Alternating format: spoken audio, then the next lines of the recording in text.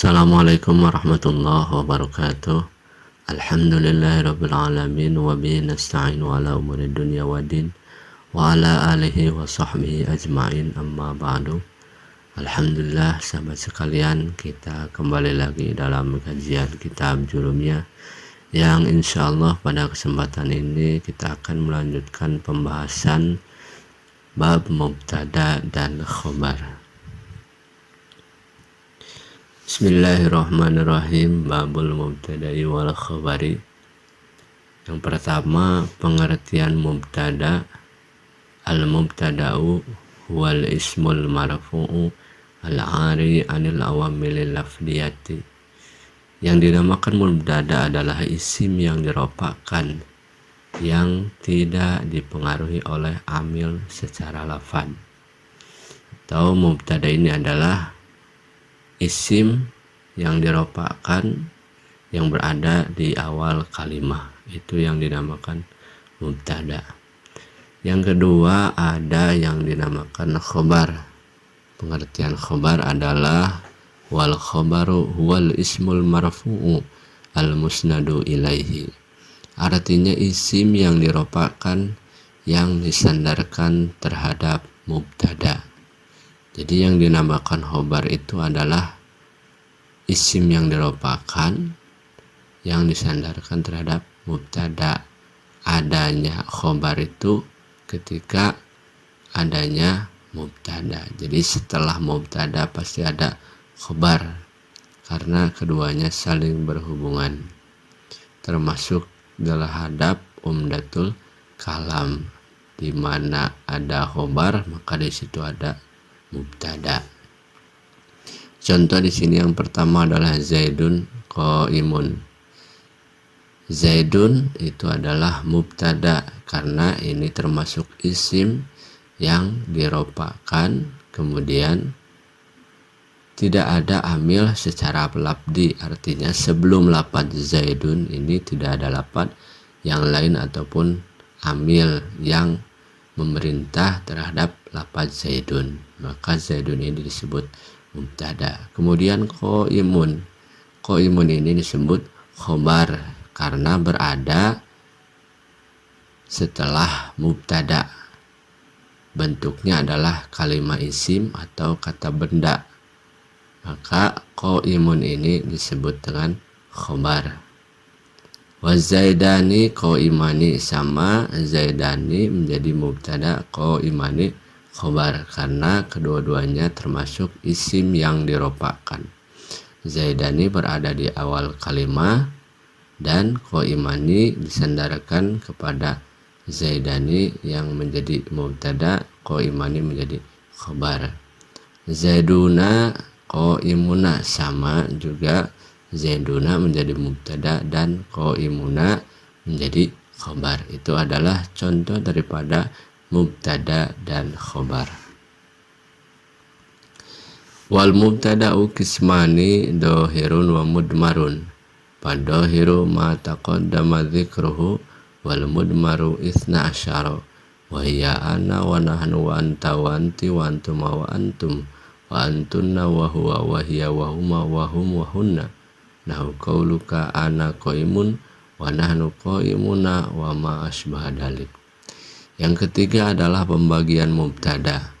Mubtada ini ada mubtada isim dohir, artinya mubtada yang bukan berupa kata ganti, ataupun mubtadanya ini adalah dohir, kata benda yang dohir.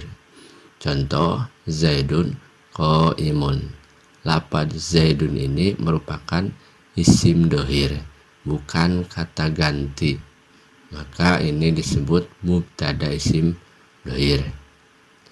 Yang kedua ada mubtada isim domir, artinya mubtada yang berupa kata ganti ataupun isim domir. Jadi yang kedua ini mubtadanya itu dengan memakai isim domir. Jadi bisa mubtada memakai isim domir, yang mana di sini isim domir jumlahnya ada 12, yaitu ana, nahnu, anta, anti, antuma, antum, antunna, huwa, hiya, huma, hum, hunna. Contoh, ana qaimun. Ana yaitu mubtada dari isim domir yang artinya saya. Jadi tidak didohirkan saya itu siapa, tetapi dengan memakai kata ganti lafadz ana, maka ini adalah isim domir yang menjadi mubtada. Ana qaimun, saya sedang berdiri. Nahnu qaimuna, begitu juga lafadz nahnu ini merupakan mubtada dari isim domir, artinya kami qaimuna sedang berdiri. Jadi itu adalah contoh daripada mubtada isim domir.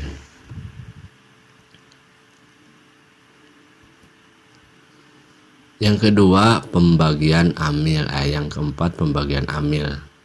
Dikarenakan tadi dalam pengertian mubtada wal ismul marfu'u al-ari anil awamil lafdiyati, di situ disebutkan bahwa mubtada itu yang tidak ada amil secara lafad. Ya, amil ini terbagi terhadap dua bagian. Yang pertama adalah amil lafdi. Yang dinamakan amil lafdi adalah ma yutalafadu bil lisani wa yudraku bil aini. Artinya amil yang bisa diucapkan dengan lisan dan terlihat oleh mata. Contoh, jaa zaidun. Nah, ini yang menjadi amil lafdi adalah lafadz jaa. Jaa ini amil lafdi karena sesuai dengan pengertiannya bisa diucapkan dengan lisan dan terlihat oleh mata. Lafadz jaa ini kita ada lafadznya tertulis. Dikarenakan tertulis maka kita bisa mengucapkan dan terlihat oleh mata. Jaa zaidun, amil lafdinya yang ada sebelum lafadz zaidun yaitu lafadz jaa. Yang kedua ada amil maknawi. Yang dinamakan amil maknawi mala yutalaffadu bil lisani wala yudraku bil aini bal yudraku bil jinani faqat, yaitu amil yang tidak bisa diucapkan dengan lisan dan tidak terlihat oleh mata, tetapi hanya bisa terlihat oleh hati. Contoh, zaidun qaimun. Sebelum lafadz zaidun ini tidak ada lafadz yang lain, maka di sini adalah disebut amil maknawi, yaitu amil maknawi yang masuk terhadap mubtada tadi. Adanya amil maknawi. Dikarenakan sebelum lafadz zaidun tidak ada lafadz yang lain, maka tidak bisa diucapkan dengan lisan dan tidak terlihat oleh mata, tetapi hanya bisa terlihat oleh hati saja, yaitu amil maknawi dikarenakan zaidun ini menjadi awal kalimat.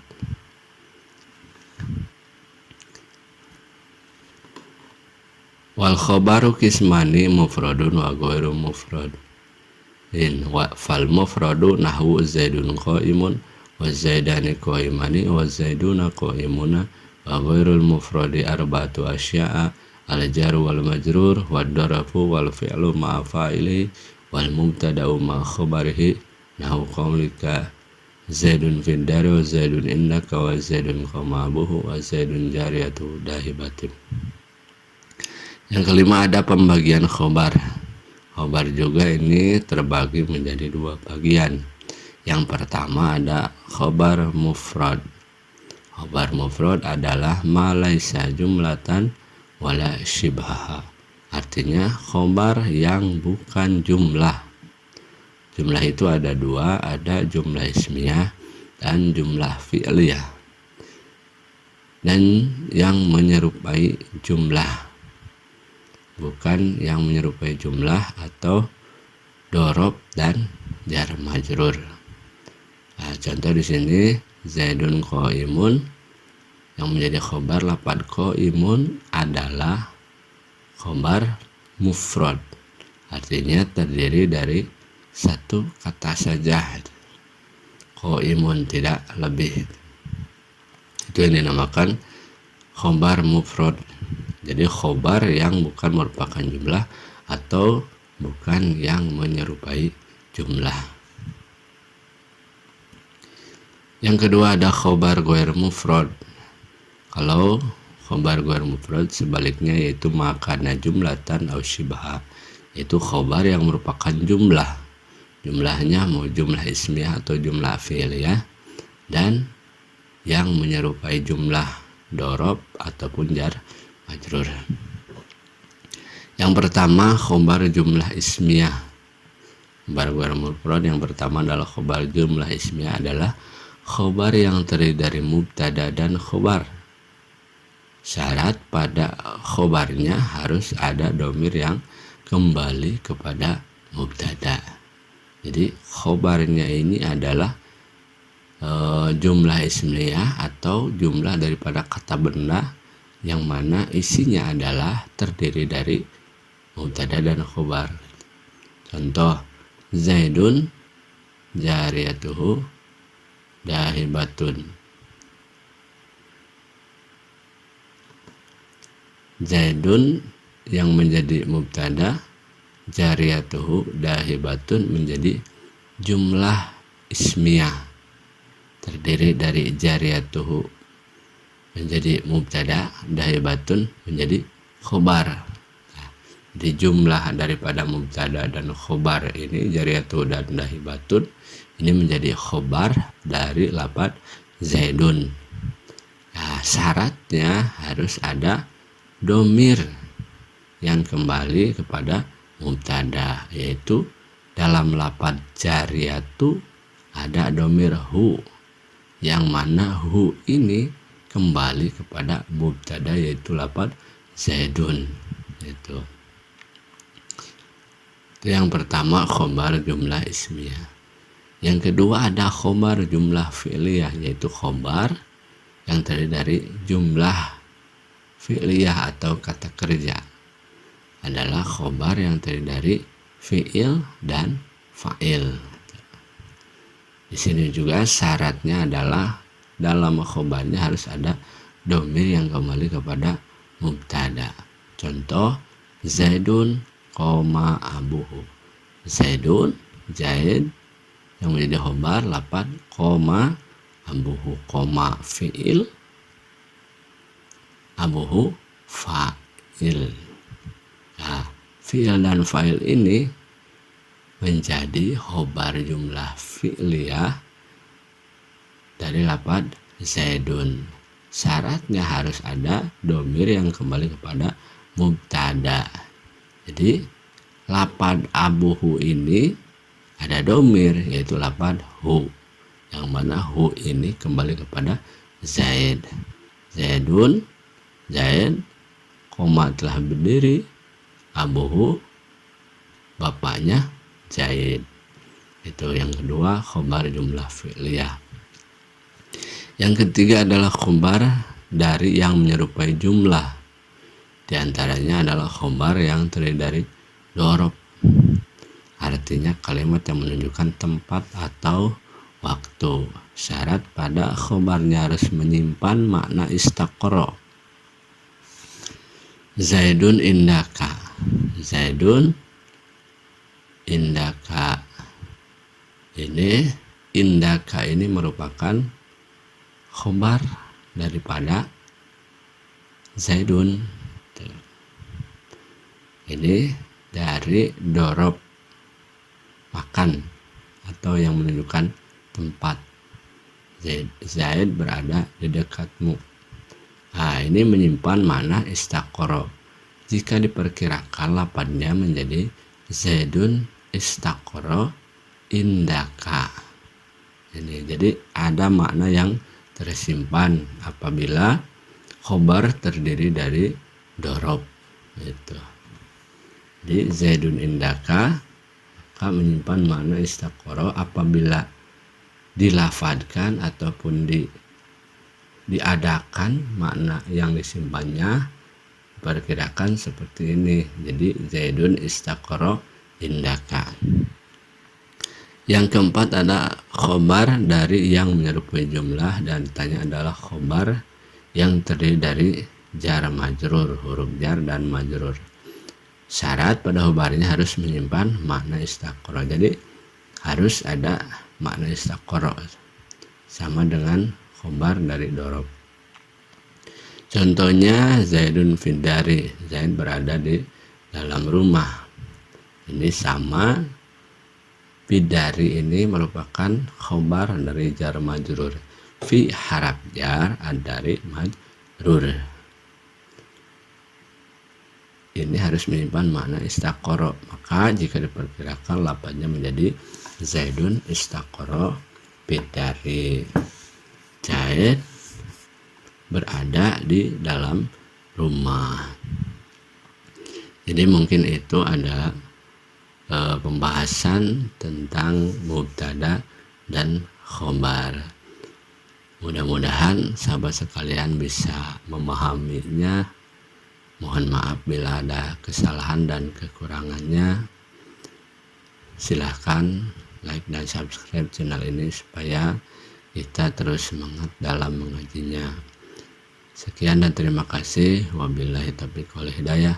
Wassalamualaikum warahmatullahi wabarakatuh.